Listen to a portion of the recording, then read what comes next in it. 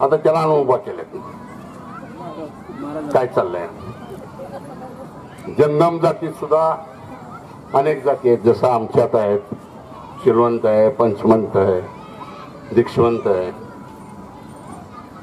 शिंपी समाज आहे, माळी समाज आहे. असे अनेक समाज. पोट जातीतलं आमचं वीरशैव तत्काया आमचं शिंदे साहेब. हे सांगण्याचा उद्देश वेगळा. आता या स्वामीला तुम्ही उभा केलाय, मी महाराज म्हणणार नाही. त्या स्वामीला पण जे उभा केलेला आहे त्या स्वामीचं काय हो? जसं ह्या पोट जातीत मी एका स्वामीला विचारलं, व हे स्वामी कोण आहे? हे पोट जातीतला सगळ्यात शेवटचा माणूस. ज्या वेळेला आमची मडी पुरते त्यांचे कपडे फाडायचे काम हे असतं. योगी राजपर्यंत शिवाचार्याला मी मानतो का?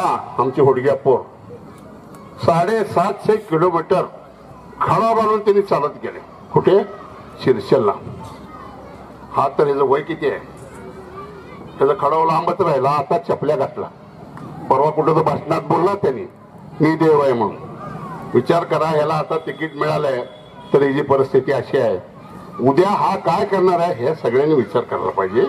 याचा विचार करून तुम्ही मत कोणाला द्यायचं तुम्ही ठरवायला पाहिजे.